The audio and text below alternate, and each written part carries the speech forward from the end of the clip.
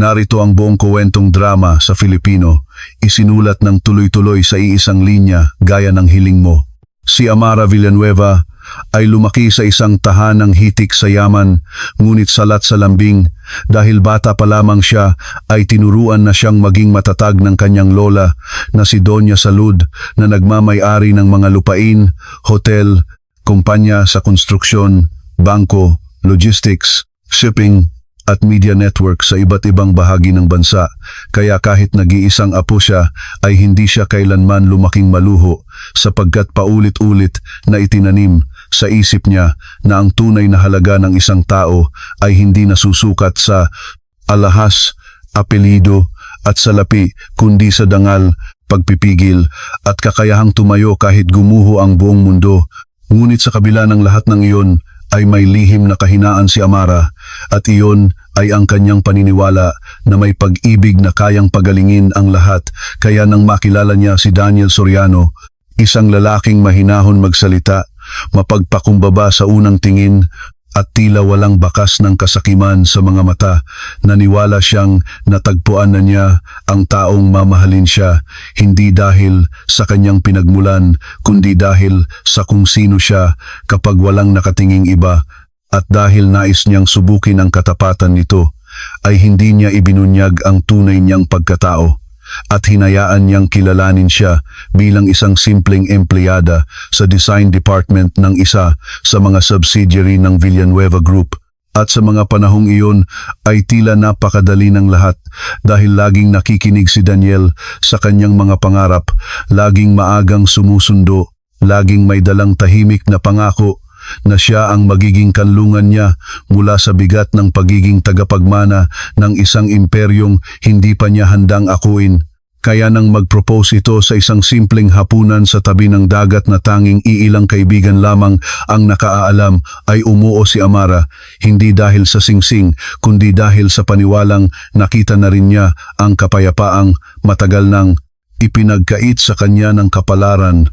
Subalit, hindi nagtagal, ay unti-unting nagbago ang ihip ng hangin nang ipakilala siya ni Daniel sa pamilya nito, lalo na sa kanyang inang si Gloria Soriano, na sa unang tingin pa lamang ay may ngiting matamis, ngunit may matang sinusukat ang sapatos, bag, postura at bawat pagkilos ni Amara, na para bang isa siyang bagay na kailangang timbangin kung kapaki-pakinabang ba o pabigat sa pangalan ng kanilang pamilya. At bagaman hindi mayaman ang mga Soriano kumpara sa mga Villanueva, ay malakas ang kapit nila sa lokal na politika. May ilang negosyo silang nakasandig sa utang at impluwensiya. At higit sa lahat ay may ugaling naniniwalang ang sinumang papasok sa kanilang angkan ay dapat yumuko sa kanilang kagustuhan. Kaya sa mga unang buwan pa lamang ng kasal ni Amara at Daniel, ay hindi na nakapagtatakang bawat pagbisita sa bahay ng biyenan ay tila isang pagsusulit sa pagpapakumbaba. Isang entabladong si Gloria ang direktor, at si Amara ang paboritong tauhang pinapahiya sa harap ng lahat.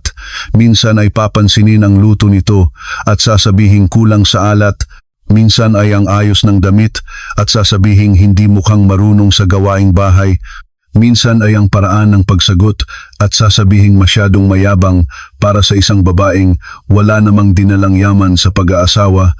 At sa bawat maliliit na paglapastangan na iyon ay pinipili ni Amara ang katahimikan, dahil ayaw niyang bigyan ng dahilan si Daniel na mamili sa pagitan niya at ng sariling ina, sapagkat mahal niya ito at umaasa siyang balang araw ay mapapagod ding manakit ang mga taong hindi marunong magmahal. Ngunit ang hindi niya nakita ay ang unti-unting paglabo ng gulugod ni Daniel, na sa simula ay nagtatanggol pa sa kanya, ngunit habang tumatagal ay nasanay na lamang makinig sa ina, tumango sa mga paratang, umiwas sa anumang komprontasyon. At sa katahimikang iyon, nagsimulang mabulok ang pundasyon ng kanilang pagsasama, dahil ang pag-ibig na walang lakas na ipagtanggol ang katotohanan ay hindi pag-ibig, kundi takot na nakabihis lamang ng lambing. At dumating ang gabi na tuluyan nang nahubaran ng maskara ang lahat. Gabi iyon ng kaarawan ni Gloria na ginanap sa lumang ancestral house ng mga Soriano, punong-puno ng bisita, kaanak, konsehal negosyanteng dikit sa kanila, at mga kapitbahay na sabik makakita ng ingranding pagtitipon kahit alam ng lahat na ang perang ginastos nila roon ay galing sa mga pautang at pabor na matagal nang nakasabit sa leeg ng pamilya. At bago pa man magsimula ang hapunan ay pinatawag na ni Gloria si Amara sa kusina at inutusan siyang asikasuhin ang mga waiter na parabang siya ang alila at hindi manugang. At nang mahinahon siyang tumanggi dahil may coordinator namang inupahan para roon, ay malamig siyang sinabihan ni Gloria na sa bahay na iyon ang bagong asawa ay dapat marunong lumugar. Hindi ipinapakitang hindi raw ito sanay sa hirap. At bago pa man makasagot si Amara ay pumasok si Daniel at sa halip na awatin ang ina ay sinubukan pa siyang kumbinsihin na sumunod na lamang upang hindi raw lumaki ang gulo. Doon pa lamang ay may pumutok ng munting bitak sa loob ni Amara, ngunit pinili niyang huminga ng malalim at gawin ang hinihingi sapagkat ayaw niyang sirain ang selebrasyon. Kahit siya ang unti-unting sinisira ng mga taong naroon, ngunit nang magsimula ang inuman at naging mas malakas ang loob ng mga kaanak ni Gloria ay sunod-sunod na ang patutsada. May nagsabing swerte raw si Amara dahil tinanggap siya ng mga Soriano kahit ordinaryong babae lang siya. May nagsabing dapat nga raw siyang magpasalamat dahil kung hindi dahil kay Daniel ay mananatili lamang siyang empleyadang kumakayod sa suweldo. At nang marinig iyon ni Amara ay tumingin siya kay Daniel. Umaasang sa pagkakataong ito ay magsasalita ito, ngunit yumuko lamang ang lalaki at humigop ng alak na para bang wala siyang narinig. At ang katahimikang iyon ang lalong nagpasidhi sa yabang ni Gloria, kaya tumayo ito, kinalabit ang baso at nagsalita sa harap ng lahat na may lasong nakabalot sa ngiti. Sinabi nitong sa panahon ngayon ay kailangang marunong kumilala ng utang na loob ang mga babaeng nakapag-asawa ng mataas sa kanilang inaabot. At bagaman hindi nito binanggit ang pangalan ni Amara, ay malinaw sa lahat kung sino ang tinutukoy, kaya ang buong sala ay napuno ng pilit na tawa, mga matang nanonood at mga matang naghihintay ng pagbagsak ng taong kinukutya. At sa unang pagkakataon ay mariing nagsalita si Amara at sinabi niyang hindi utang na loob ang pag-aasawa at hindi rin dangal ang pagpapalaki sa isang pamilya sa pagyurak sa sinumang mas tahimik. Ngunit ang simpleng pagtatanggol na iyon sa kanyang sarili ay tila sampal sa ego ni Gloria, kaya pumihit ito kay Daniel at sa boses na halos pabulong, ngunit sapat upang marinig ng nasa paligid, ay sinabi nitong kung hindi raw nito kayang supilin ang asawa nito ay kailan pa. Kung nais daw nitong ipaalam kung sino ang may kontrol sa bahay na iyon ay ngayon na ang oras, at dahil lasing sa alak, sa pagmamataas, at sa habambuhay na pagsunod sa ina, ay hinawakan ni Daniel ang braso ni Amara ng mariin at nang pumalag siya ay sinampal siya nito sa harap ng lahat. Isang matinis na tunog ang kumalat sa buong sala at ang bawat ilaw sa kisame ay tila humigpit ang liwanag upang masaksihan ang sandaling iyon. Walang nagsalita, walang tumayo upang pigilan. Walang naglakas loob na sabihing mali ang ginawa ni Daniel. Sa halip ay may iilang tumango pa, may ilang nagbulungan na dapat lang daw para matuto. At si Gloria na parabang nanalo sa isang maruming labanan ay sumandig sa upuan at nagsabi ngayon, alam mo na kung sino ang may huling salita rito, ngunit sa halip na umiyak o magwala ay dahan-dahang ibinaling ni Amara ang mukha niya paharap kay Daniel. Dumaloy ang init ng sampal sa kanyang pisngi, ngunit higit na mas masakit ang malamig na pagkadurog ng huling piraso ng tiwalang pinilit niyang itagpi sa loob ng maraming buwan. At sa sandaling iyon ay tila may pinto sa kanyang pagkatao na tahimik na sumara. Hindi siya sumigaw, hindi siya nagmakaawa, hindi siya humingi ng paliwanag. Pinilit lamang niyang ituwid ang likod. Binawi ang kamay niya mula sa pagkakahawak ni Daniel. Tumingin sa bawat mukha sa silid na parabang iniukit niya sa alaala ang lahat ng nakasaksi sa kanyang pagyurak, at sa tinig na kasing linaw ng salamin ay sinabi niyang hinding-hindi nila malilimutan ang gabing ito dahil ito ang gabing nawalan sila ng karapatang tawagin siyang pamilya. Saka siya tumalikod at naglakad palabas ng bahay na hindi man lamang humarap sa pag-iyak ni Daniel nang mahimasmasan ito sa sarili niyang ginawa. Nagmaneho siya sa gitna ng ulan nang walang direksisyon sa simula. Ang windshield ay nilalamo ng patak habang ang loob ng dibdib niya ay mistulang nilulunod ng napakaraming tanong na matagal na niyang iniiwasan. Bakit ba niya kailangang manatili sa isang relasyon na ang sukli sa kabutihan ay pananakit? Bakit niya paulit-ulit na pinagbigyan ang mga taong ang tanging alam ay tumapak? Bakit kailangan niyang magpanggap na maliit upang mapatunayan ang laki ng pag-ibig ng iba kung ang totoo'y ang natuklasan lamang niya ay kung gaano kaliit ang ilang taong nakangiti kapag wala silang alam na mawawala sa kanila? At sa kalagitnaan ng gabing iyon ay hindi na siya dumiretso sa kondo na minsan nilang tinirhan ni Daniel, kundi sa lumang hasyenda ng mga Villanueva sa San Isidro, kung saan naghihintay pa rin ang ilaw sa veranda. Tila alam ng kanyang lola na darating ang araw na ito kahit matagal niya itong ipinagdasal na huwag mangyari. At nang bumaba si Amara sa kotse ay hindi na niya napigilan ang luha. Sapagkat sa unang pagkakataon, matapos ang napakahabang panahon, ay naramdaman niyang ligtas siyang masira. Sinalubong siya ni Doña Salud na hindi nagtanong agad, hindi nagalit, hindi nanermon. Niyakap lamang siya ng mahigpit at sa simpleng haplos na iyon ay para bang binalik sa kanya ang bahagi ng sariling matagal nang hinuhusgahan ng mundong pinili niyang pasukin. Ngunit nang makita ng matanda ang bahid ng sampal sa pisngi ni Amara ay nagbago ang hangin sa paligid nila. Ang karaniwang banayad na anyo ni Doña Salud ay napalitan ng katahimikang kilala sa loob ng negosyo bilang katahimikang laging sinusundan ng pagyanig sa merkado.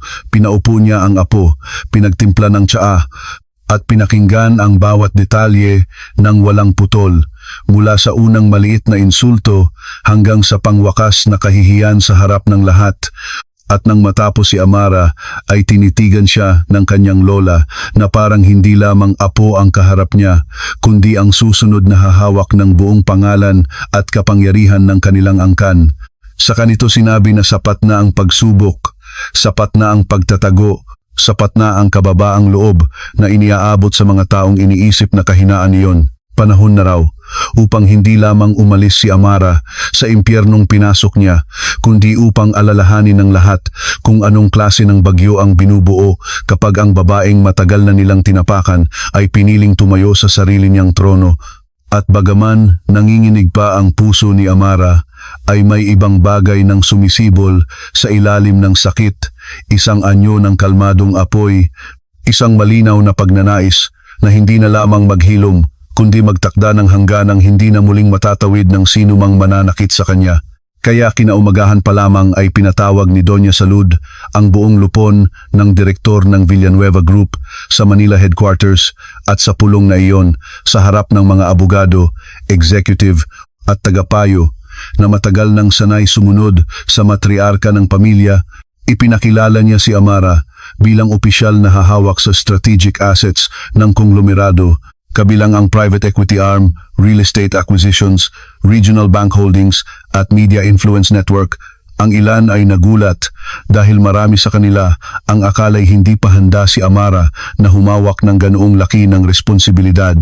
Ngunit nang magsalita ito sa unang pagkakataon sa boardroom, mahinahon, matalas at walang bahid ng pag-aalinlangan, ay agad nilang naramdaman na ang babaeng nakaupo sa dulo ng mesa ay hindi na ang apo lamang ni Doña Salud, kundi isang pinunong matagal ng hinubog sa anino at handa nang lumabas sa liwanag.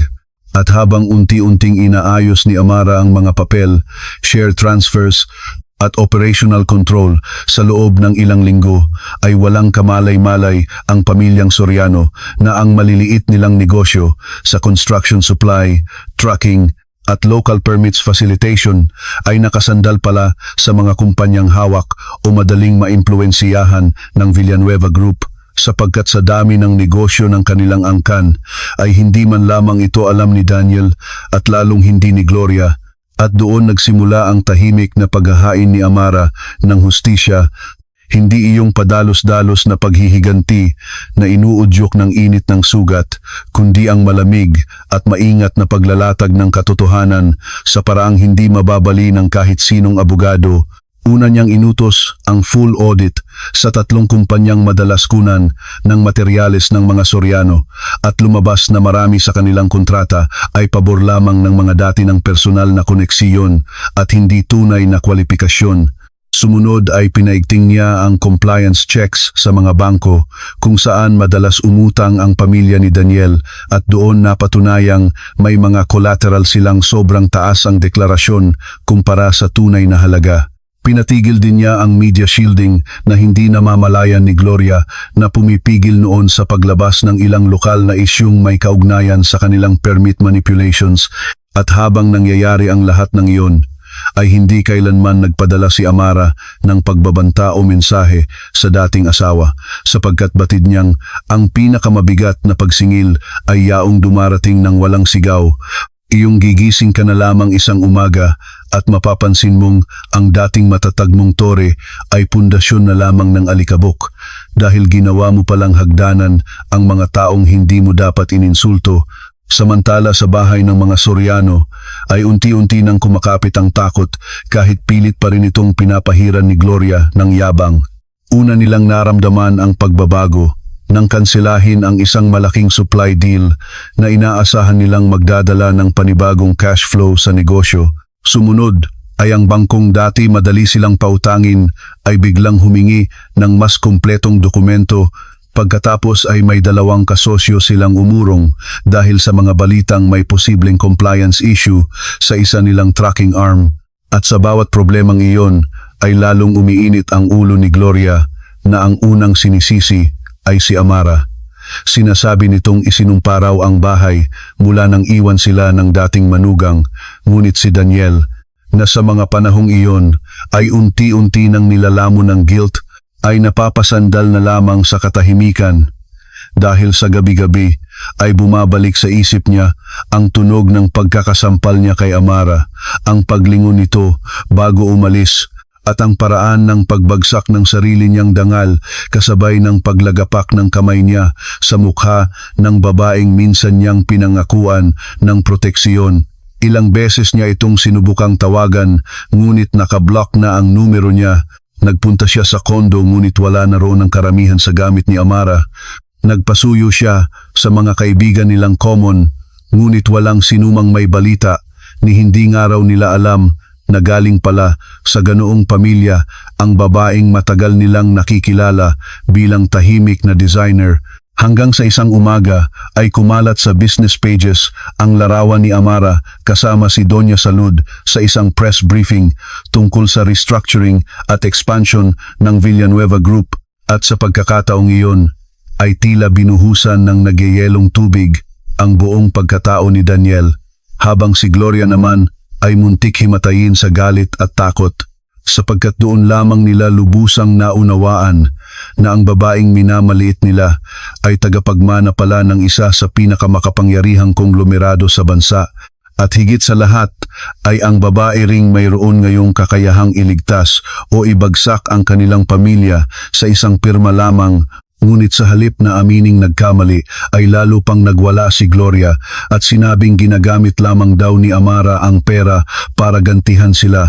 Subalit kahit gaano siya kaingay ay hindi na maitatago ng salita ang realidad na ang mga Soriano ay malalim ang pagkakautang at ang pinakamalaking project nilang mixed-use development sa Laguna ay nakasalalay sa approval ng consortium na lihim ng kinokontrol ng Villanueva Group, kaya napilitan si Daniel na humingi ng emergency meeting sa mga namamahala sa consortium at matapos ang ilang araw ng paghihintay ay pinayagan siyang makipagharap sa bagong Head of Strategic Investments na magpapasya kung magtutuloy pa ang pondo at sa araw ng pulong na iyon ay nagsuot siya ng pinakamalinis na suit ngunit hindi nito maitago ang gusot ng kanyang budhi. Pumasok siya sa pinakamataas na palapag ng Villanueva Tower na noon lamang niya nasilayan ng ganoon kalapit. Bawat detalye ng gusali ay nagpapahiwatig ng uri ng kapangyarihang hindi sumisigaw ngunit sapat para manahimik ang lahat ng nasa loob. At nang bumukas ang pinto ng boardroom, ay nakita niya si Amara na nakaupo sa dulo ng mahabang mesa, nakasuot ng puting suit, maayos ang buhok, kalmado ang tingin. At sa tabi niya ay mga abogadong dati nababasa lamang niya ang pangalan sa pahayagan. At sa sandaling iyon ay parang nalaglag ang lahat ng dahilan. Nabalak sana niyang sabihin dahil malinaw na ang babaeng kaharap niya ay hindi na maaaring kausapin gamit ang mga lumang palusot ng pag-ibig, tampo o hindi pagkakaunawaan.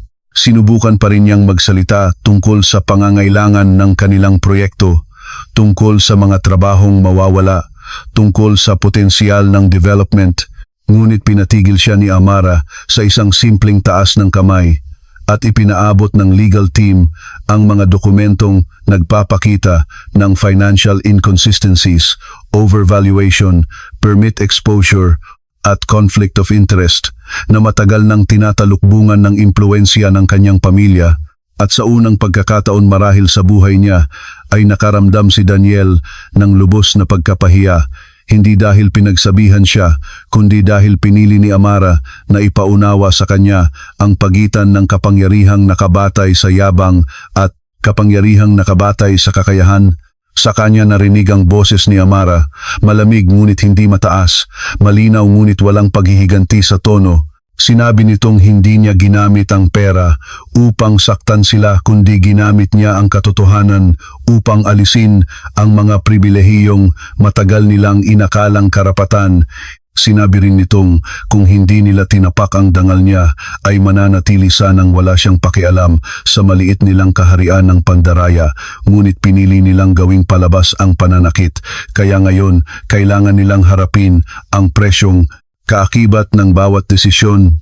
At sa sandaling iyon ay biglang lumuhod si Daniel sa harap ng mesa, hindi dahil inutusan siya kundi dahil sa desperasyon ng taong ngayon lamang lubusang nauunawaan ang laki ng nawala sa kanya. Nanginig ang boses niya habang humihingi ng tawad.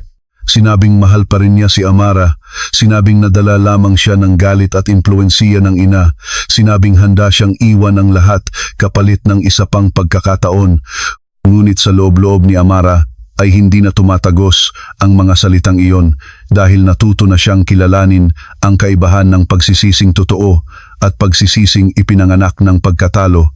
Kaya tumayo siya, nilapitan si Daniel, at sa harap ng lahat ay sinabi niyang hindi niya ipinagpapalit ang kapayapaan ng kanyang kaluluwa sa luha ng lalaking minsang piniling manakit para lamang patunayan sa ina na marunong siyang sumunod. Sinabi rin niyang ang pagluhod ay walang kabuluhan kung ang tuhod ay yumuyuko lamang kapag may mawawala na, at naaalala lang ang pagmamahal kapag wala ng kontrol. Saka siya bumalik sa kanyang upuan at pinapili ang kampo ni Daniel sa dalawang opsyon. Una ay legal restructuring, kung saan mawawala sa kanila ang kontrol sa ilang negosyo, ngunit makakaiwas sila sa mas malaking kaso. Ikalawa ay lalaban sila sa korte at haharapin ang lahat ng posibleng pagkalugi at public exposure. At matapos ang ilang oras na pag-uusap sa pagitan ng mga abogado ay napilitan si Daniel na tanggapin ang unang opsyon sapagkat alam niyang wala na talaga silang laban. Samantala nang mabalitaan ito ni Gloria ay sumugod ito sa headquarters. Bitbit ang galit at pagmamataas na dati sapat upang takutin ang mga nasa paligid. Ngunit sa lobby pa lamang ay pinigil na siya ng security. At nang ipaalam kay Amara ang pagdating nito, ay pinayagan niyang umakyat ang matanda, hindi dahil nais niya itong hiyain, kundi dahil alam niyang may mga usaping kailangang tapusin. Nang harapan upang tuluyang magsara ang nakaraan, pumasok si Gloria sa opisina na tila pa rin reyna sa sarili niyang isip. Agad siyang nagsalita ng walang bati. Sinabing wala raw utang na loob si Amara. Sinabing ginamit lamang daw siya ng pamilya upang durugin ang mga karaniwang tao. Sinabing pera lamang daw ang dahilan kung bakit matapang ito ngayon. Ngunit nanatiling tahimik si Amara hanggang maubos ang lahat ng lason sa dila ng biyenan At nang tumigil ito upang huminga, ay saka lamang siya nagsalita at tinanong si Gloria kung naaalala pa ba nito ang eksaktong salitang binitiwan sa gabing inutusan nitong saktan siya upang malaman niya kung sino ang may-ari ng bahay. Namutla si Gloria, ngunit nagmatigas pa rin, kaya tinawag ni Amara ang assistant at pinaplay ang audio clip mula sa CCTV system ng Ancestral House na lihim na nasave ng isa sa mga catering staff at naibigay sa legal team bilang suporta sa protective complaint na maaari. Niyang isampa anumang oras at sa sandaling marinig ni Gloria ang sarili niyang boses na malinaw na inuudyukan ang anak, nasaktan ang asawa nito, ay tila naputol ang tali ng kanyang pagmamataas. Hindi siya agad nakapagsalita. Ang mga kamay niyang sanay tumuro at mag-utos ay nanginginig. Saka siya sumandal sa upuan at sa unang pagkakataon ay nakita ni Amara ang tunay na anyo ng isang taong matagal nang nagtatago sa likod ng kontrol. Isang babaeng takot mawalan ng impluwensiya, takot mapalitan sa sentro ng tahanan, takot mahubaran ng ilusyon na siya ang may hawak sa kapalaran ng lahat.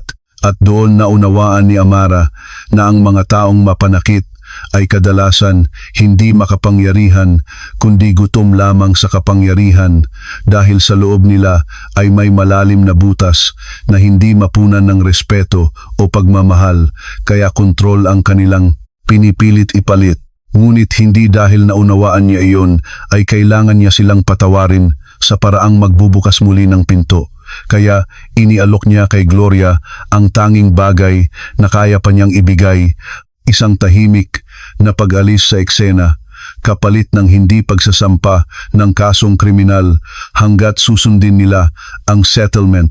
Wala nang panghihimasok, wala nang paninira sa media, wala nang pakikipag-ugnayan sa kanya maliban sa mga formal na usaping legal at sa tindi ng ebidensiya at kahinaan ng kanilang posisyon ay wala nang nagawa si Gloria kundi tanggapin iyon kahit ramdam ni Amara na ang pagkapot nito ay mananatili hanggang sa huli. Lumipas ang mga buwan at lalo pang lumawak ang hawak ni Amara sa Villanueva Group. Sa halip na malunod sa sakit ay ibinuhos niya ang sarili sa paggawa ng mga bagong programa. Pinatayo niya ang Women's Protection Legal Fund sa pangalan ng kanyang ina na matagal nang yumao. Naglunsad siya ng scholarship para sa mga babaeng gustong mag-aral ng finance at law, at sa bawat proyekto ay mas lalo niyang nararamdaman na ang tunay na tagumpay ay hindi yaong nakikita ng mga taong naiinggit, kundi yaong kapayapaang natatamo kapag hindi mo na kailangang ipaliwanag ang iyong halaga kanino man. Subalit hindi pa tapos ang buhay sa simpleng pag-angat lamang, sapagkat habang patuloy na bumabagsak ang ilang negosyo ng mga Soriano ay lalo namang humihina si Daniel sa loob. Ilang beses siyang nagtangkang makiusap sa mga kaibigan ni Amara para sa personal na pagkikita, ngunit palaging nabibigo. Nagsimula rin siyang lumayo sa ina nang makita niyang kahit sa gitna ng kanilang pagbagsak ay hindi pa rin nito matanggap ang sariling pananagutan at patuloy pa ring sinisisi ang lahat maliban sa sarili. At dahil sa pagkabasag ng kaniyang dating mundo ay napilitan siyang magtrabaho ng totoo, walang pabor, walang sariling opisina, walang tauhang alipin sa utos. At sa mga panahong iyon ay sa kanya lamang natutuhan kung gaano kabigat ang mundong matagal na niyang inako na parang laruan lamang. Ngunit para kay Amara ay hindi na mahalaga ang anumang pagbabago kay Daniel dahil ang paghilom niya ay hindi na umiikot sa posibilidad ng pagbabalikan kundi sa katotohanang hindi na siya babalik sa bersyon ng sariling handang magtiis para alang masabing nakapaglaban siya para sa pag-ibig. At 1 taon matapos ang gabing sumira sa kanyang pag-aasawa ay nagdaos ang Villanueva Foundation ng malaking charity gala sa Maynila para sa mga survivor ng domestic abuse. Pulos kilalang pangalan sa negosyo, politika, media at civic groups ang dumalo at si Amara mismo ang nagbigay ng pangunahing talumpati. Ngunit bago pa siya umakyat sa entablado ay biglang lumapit ang kanyang chief of staff at sinabing may lalaking gustong makipagkita sa kanya sa private lounge.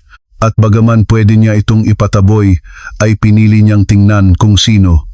Doon niya muling nakita si Daniel, mas payat, mas tahimik. Wala na ang dating tikas ng lalaking sanay, umasa sa pangalan ng pamilya, ngunit malinaw pa ring bitbit ang kung anong pag-asang baka sa pagkakataong ito ay mapapakinggan siya. Sinabi nitong hindi siya pumunta upang manghingi ng balik o tulong sa negosyo, kundi upang isauli ang lumang kahon ng mga sulat at litrato nila na matagal niyang hindi kayang bitawan. Sabi niya, ay naisip niyang hindi niya karapat-dapat itago ang mga alaala ng babaeng hindi niya naingatan, at habang iniaabot niya ang kahon ay nangingilid ang luha sa mga mata niya. Tinanong niya si Amara kung may kahit kaunting puwang pa raw ba sa puso nitong balang araw ay mapatawad siya, hindi para magkabalikan, kundi para hindi na siya lubusang mabaon sa kasalanang ginawa niya. Matagal bago sumagot si Amara dahil may isang bahagi sa kanya na tunay na nagdalamhati noon para sa lalaking minahal niya. Hindi para sa Daniel na yumuko sa ina at nanakit, kundi para sa Daniel na minsang tumawa kasama niya sa tabing dagat at nangakong hindi siya pababayaan. Ngunit alam niyang ang pag-ibig sa alaala ay hindi sapat na dahilan upang baluktutin muli ang hangganang pinaghirapan niyang itayo. Kaya sinabi niyang mapapatawad niya siya balang araw sa paraan ng taong pinipiling wag nang dalhin habang buhay ang galit. Ngunit hindi iyon nangangahulugang mabubura ang ginawa nito o may lugar pa ito sa buhay na binubuo niya ngayon. Sinabi rin niyang ang tunay na pagsisisi ay hindi sinusukat sa dami ng luha, kundi sa haba ng panahong handa kang mabuhay ng may pananagutan kahit wala kang kapalit na hinihintay. Tumango si Daniel na tila natanggap sa wakas na ang pinakamalaking parusa para sa kanya ay hindi ang pagbagsak ng negosyo o pagkawala ng impluwensiya, kundi ang mabuhay na may malinaw na alaala kung paano niya winasak ang tiwalang hindi na may babalik. Umalis siyang bitbit ang kahungkagan ng huling pag-asa, habang si Amara naman ay naiwan sa private lounge na tangan ang kahon ng nakaraan. Dahan-dahan niya itong binuksan at nakita ang mga lumang larawan nila, mga tiket ng biyahe, maliit na sulat kamay ni Daniel noong bago pa lamang silang magkasintahan. At sa halip na muling masaktan ay nakaramdam siya ng kakaibang katahimikan, sapagkat ngayon ay kaya na niyang tingnan ang mga alaala ng hindi nalulunod, kaya na niyang tanggapin na may mga bahagi ng buhay na maganda kahit nagtapos sa karumihan, at may mga pangakong totoo sa sandaling binitiwan ngunit namamatay dahil pinili ng tao ang kanyang kahinaan kaysa sa kanyang dangal. Isinara niya ang kahon at umakyat sa entablado.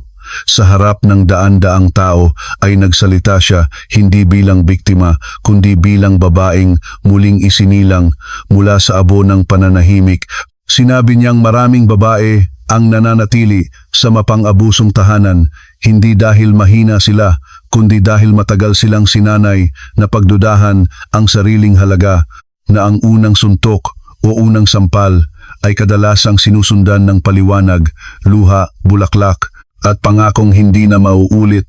At dahil gusto nating maniwala sa kabutihan ng minahal natin, ay pinapatawad natin ang hindi dapat pinapatawad ng walang malinaw na pananagutan. Ngunit dumadating ang oras na kailangang tandaan ng bawat babae na ang bahay na walang respeto ay hindi tahanan. Ang asawang inuuna ang yabang ng pamilya kaysa kaligtasan mo ay hindi kabiyak kundi panganib, at ang pagmamahal na humihiling na lunurin mo ang sarili mong dignidad upang manatili ay hindi pag-ibig kundi pagkakabilanggo. Tahimik na nakinig ang buong bulwagan, at sa dulo ng kanyang talumpati ay tumayo ang lahat sa palakpakan, hindi lamang para sa lakas ng kanyang mga salita, kundi dahil ramdam ng lahat na ang kapangyarihang nagsasalita sa entablado ay hindi minana lamang kundi pinagbayaran ng luha, hiya at pagpiling bumangon. Pagkatapos ng gabing iyon ay lalong naging simbolo si Amara ng maraming kababaihan, at marami ang sumubaybay sa kanyang trabaho. May mga panayam, artikulo at papuri. Ngunit sa likod ng lahat ng iyon ay pinili pa rin niyang panatilihin ang ilang bahagi ng sarili sa katahimikan. Madalas siyang bumabalik sa hasyenda ng kanyang lola tuwing weekend. Doon siya humihinga nagkakape sa veranda, nakikinig sa mga lumang kwento ng pamilya at unti-unting natutong mabuhay nang hindi laging nakasuot ang baluti. At sa isa sa mga araw na iyon ay nakilala niya si Elias Monteverde, isang abogado at risk consultant na kinuha ng foundation para tulungan silang palawakin ang legal protection network. Hindi siya kagaya ni Daniel na madaling magpakitang gilas. Sa halip ay kalmado, mapagmasid, at may uri ng respeto na hindi ipinapakita sa grand gestures kundi sa maliliit na bagay tulad ng pakikinig ng hindi sumasapaw, pag-alala sa mga detalye ng hindi ito ipinagyayabang, at higit sa lahat ay hindi siya kailanman nagtanong tungkol sa pera o apelyido ni Amara, na para bang sapat na para sa kanya ang mismong taong kaharap niya.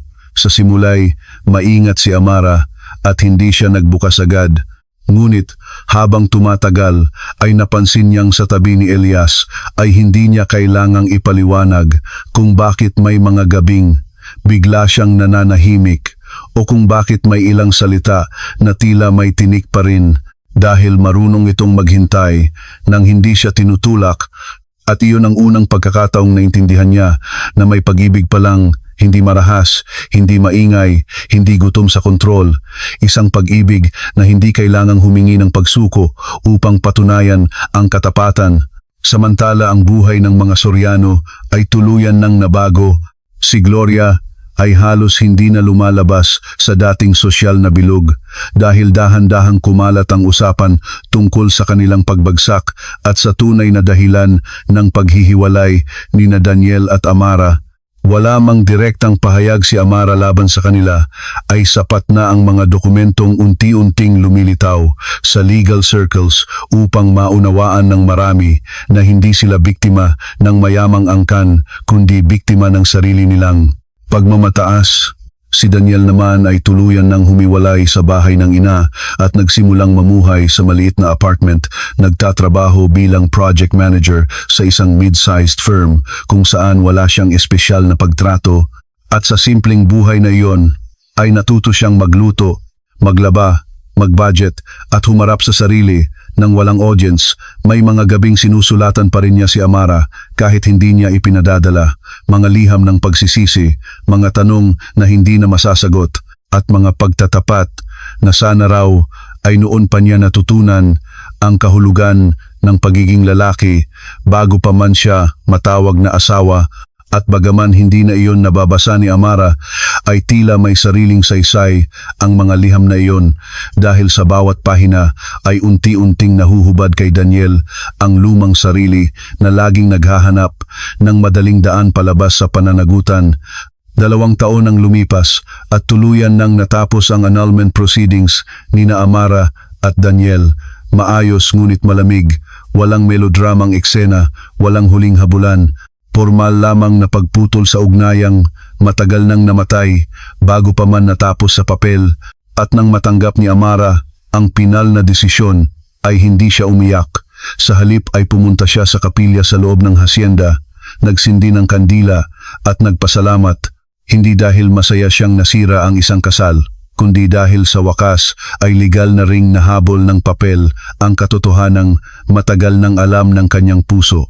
Sa parehong taon ding iyon ay pumanaw si Doña Salud, tahimik sa kanyang pagtulog, at ang pagluluksa ni Amara ay malalim, sapagkat sa lola niya siya unang nagkaroon ng tahanang hindi humihingi ng patunay bago magmahal. Ngunit sa gitna ng dalamhati ay iniwan sa kanya ng matanda ang isang liham na nagsasabing ang pinakamahalagang pamana ay hindi ang yaman kundi ang kakayahang tumayo nang hindi kailangang apakan ng iba, at pinapaalalahanan siyang huwag hayaang gawing bato ng kapangyarihan ng kanyang puso, sapagkat ang tunay na tagapagmana ay yaong marunong gumamit ng lakas upang magtayo at hindi lamang magwasak.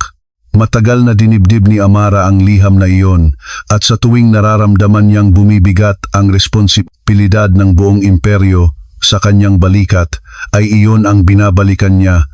At marahil dahil doon, kaya nang dumating ang panahon na tuluyan nang bumagsak ang huling natitirang malaking negosyo ng mga Soriano, Dahil sa maling pamamahala ni Gloria at sa mga dati nitong kasosyong iniwan na sila, ay hindi niya pinili ang ganap na pagdurog. Bagkus ay hinayaan niya ang isa sa mga rescue entity ng Villanueva Group na bilhin ang lupa sa patas na presyo upang mabayaran ang ilan sa kanilang utang, hindi dahil kailangan niya silang iligtas, kundi dahil ayaw na niyang maging katulad nila na ginagamit ang kapangyarihan para lamang gawing palabas ang paghihiganti. Nang mabalitaan ito ni Daniel ay minsan pa siyang napaiyak dahil doon niya lubos na nakita ang laki ng pagitan nila.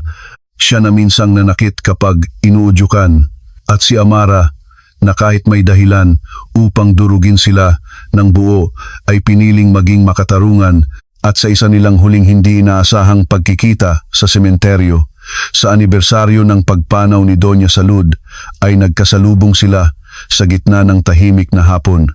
Walang kamera, walang abogado, walang pamilya, tanging dalawang taong magkaiba na ang landas, ngunit may iisang nakaraan. Lumapit si Daniel ng may pag-iingat at sinabi lamang niyang alam niyang wala na siyang karapatang humiling ng anuman, ngunit nais niyang magpasalamat dahil sa kabila ng lahat ay hindi siya tuluyang tinulak ni Amara sa bangin ng may pagkakataon nito. Saglit siyang tiningnan ni Amara at sinabing ang hindi niya ginawa ay hindi para sa kanya, kundi para sa sarili niyang kapayapaan. Sapagkat ang taong totoong malaya ay hindi iyong kayang gumanti, kundi iyong kayang pumili. Kung hanggang saan lamang ang pagdadala ng puot, tumango si Daniel at bago tuluyang lumayo ay sinabi niyang umaasa siyang sa susunod na buhay, kung mayroon man ay matututuhan niyang mahalin ng hindi duwag. Ngumiti ng bahagya si Amara at sinabing sa buhay na ito, palamang dapat nagsisimula ang lahat ng aral, hindi sa susunod. At matapos ang maikling usapang iyon, ay naghiwalay sila, na parehong alam na iyon, na ang pinakaangkop na wakas para sa kanila, hindi pagbabalikan, hindi pagkakaibigan, kundi isang malinaw na pagkilala na may mga kwentong natatapos, hindi upang burahin ang nakaraan, kundi upang ilagay ito sa tamang distansiya mula sa kasalukuyan. Makalipas ang isa pang taon, ay naglakas loob si Elias na hilingin ang kamay ni Amara, hindi sa engrandeng paraan, kundi sa hardin ng hasyenda sa dapit hapon, habang nakaupo sila sa tabi ng mga santan at lumang bato kung saan madalas umupo si Doña Salud. Sinabi niyang alam niyang hindi niya kailangang iligtas si Amara dahil matagal na nitong nailigtas ang sarili. Ngunit kung papayagan siya, ay nais niyang samahan ito sa buhay na hindi na nakabatay sa paghilom ng lumang sugat, kundi sa paglikha ng bagong katahimikan. At sa unang pagkakataon, matapos ang napakaraming unos, ay nakaramdam si Amara ng pag-ibig na hindi nagmamadali, hindi nagpapapili sa pagitan ng dangal at damdamin. Kaya ngumiti siya, inabot ang kamay ni Elias at pumayag. Simple ngunit masaya ang kanilang kasal at piling-pili ang mga bisita. Walang karangyaan na panlalamang, walang ingay na nagpapakitang mayaman sila. Ngunit sa bawat titig, sa bawat hakbang, sa bawat pangakong binitiwan, ay malinaw na ang pundasyon ng ugnayang ito ay respeto. At sa dulo ng seremonya, habang tanaw ni Amara ang paglubog ng araw, ay sumagi sa isip niya ang gabing umalis siya sa bahay ng mga Soriano, dala ang namamagang pisngi at wasak na puso. At kung may makakapagsabi sa kanya noon na darating ang araw na iyon kung saan muli siyang haharap sa pag-ibig ng walang takot at sa kapangyarihan ng walang pangangailangang patunayan ang sarili, marahil ay hindi siya maniniwala. Ngunit iyon ang himala ng pagpili sa sarili. Hindi agad-agad, hindi madali, ngunit totoo. At sa kabilang dulo ng lungsod ay nabalitaan ni Daniel mula sa isang lumang kakilala ang kasal ni Amara. Hindi niya ito dinaluhan at ni minsan ay hindi niya binalak guluhin pa ang bago nitong buhay. Sa halip ay naupo siya sa maliit niyang apartment, tumingin sa bintana. At sa unang pagkakataon ay nakaramdam hindi ng selos kundi ng malungkot ngunit dalisay na ginhawa, sapagkat alam niyang ang babaeng minsang sinaktan niya ay natagpuan na ang tahanang hindi niya naibigay. At marahil, iyon na rin ang pinakamalaking porma ng hustisya sa kanilang lahat, na si Gloria ay namuhay sa huling mga taon niya na unti-unting nilalamon ng sariling pait at pagkawala ng impluwensiya. Si Daniel ay natutong mabuhay ng may bigat ng konsensiya, ngunit may maliit ding pag-asa na maaari pa siyang maging mas mabuting tao kahit huli na para sa babaeng minahal niya. At si Amara, ang babaeng minsang pinagsabihan na kailangan niyang malaman kung sino ang may-ari ng bahay, ay hindi lamang bumalik sa kanyang tunay na tahanan, kundi nagtayo ng mundong siya mismo ang may hawak ng susi. Ngunit ang pinakamahalagang pagbabagong nangyari ay hindi ang paghawak niya sa bilyon-bilyong ari-arian, hindi ang pagyuko ng mga taong minamaliit siya noon, at hindi kahit ang pagluha ni Daniel sa harap ng kanyang mesa, kundi ang sandaling natutunan niyang ang pagiging mabuti ay hindi kailanman dapat ipagkamali sa pagiging handang abusuhin, na ang katahimikan ay hindi laging birtud, lalo na kapag iyon ang nagiging kanlungan ng karahasan, at na ang isang babae ay hindi nagiging makapangyarihan dahil may yaman siya, kundi dahil sa araw na pinili niyang huwag nang makiusap sa mga taong nagkakait sa kanya ng respeto. Kaya sa tuwing may babaeng lumalapit sa foundation nila, dala ang nanginginig na boses at tanong kung kaya pa ba niyang magsimula muli matapos lokohin, saktan at yurakan. Si Amara ay hindi nagbibigay ng magagarbong pangaral, sinasabi lamang niya ang simpleng katotohanang minsang sumagip sa kanya na oo, kaya mong magsimula muli. Ngunit magsisimula ito sa sandaling maniwala kang hindi mo kailangang hintayin ang pahintulot ng nanakit sa iyo bago mo piliing lumayo, at sa tuwing bibigkasin niya iyon ay wari niyang naririnig sa hangin ang boses ng lola niyang nagsasabing ang tunay na reyna ay hindi iyong ipinapanganak na may korona, kundi iyong marunong bumangon matapos tangkaing yurakan ang kanyang ulo. At sa paglipas ng panahon, ay naging alamat sa business at social circles ang kuwento ni Amara Villanueva, hindi bilang tsismis ng babaeng umalis sa asawang walang kuwenta at bumalik sa yaman, kundi bilang alamat ng babaeng sinampal sa harap ng mga taong akalay doon na siya masisira, ngunit sa halip ay iyon pala ang gabing isinilang ang bersyon ng sarili niyang matagal nang itinadhana ng kapalaran, ang babaeng kayang umalis ng walang lingon. Kayang bumuo ng imperyo ng hindi nang-aapi, kayang humarap sa lalaking minsang sinamba niya at sabihing tapos na, at kayang magmahal muli nang hindi isinusuko ang pangalan, dangal at kapayapaang minsang halos maagaw sa kanya. At kung may nagtatanong pa rin kung ano ang nangyari sa huli sa lalaking pinaluhod ng tadhana sa harap ng babaeng minamaliit niya noon, iisa lamang ang sagot doon. Hindi si Amara ang nagpahamak sa kanya, kundi ang sariling kahinaan niyang pinili kaysa sa pagmamahal. Sapagkat ang isang lalaking hinayaan ng ina, na diktahan ng kanyang dangal, ay tiyak na luluhod, hindi lamang sa harap ng babaeng sinaktan niya, kundi sa harap din ng buong buhay na unti-unting maniningil sa kanya. Samantalang si Amara naman ay nagpatuloy, mas matalino, mas marunong, mas payapa, at sa bawat bagong umaga, sa berandang minsang tinakbuhan niya sa gabi ng kanyang pagkawasak, ay tumitindig siya na parang paalala sa buong mundo na may mga babaeng kapag pinilit mong durugin ay hindi nagiging abo, kundi nagiging diamante. At sa liwanag ng kanyang bagong buhay ay tuluyan nang naglaho ang anino ng lumang bahay kung saan minsan siyang pinagkaisahang ipahiya upang malaman daw niya kung sino ang may-ari. Dahil sa huli ay napatunayan niyang walang makaangkin sa isang babaeng marunong kumilala ng sarili niyang halaga, at ang bahay na tunay na pinamumunuan ay hindi iyong may pinakamalakas na sigaw, kundi iyong puno ng respeto, katarungan at pag-ibig na hindi nananakit. At iyon ang tahanang itinayo ni Amara para sa sarili niya, tahanang hindi na kailanman maaagaw ng kahit sino, gaano man sila kayaman sa yabang at gaano man sila kahirap sa dangal.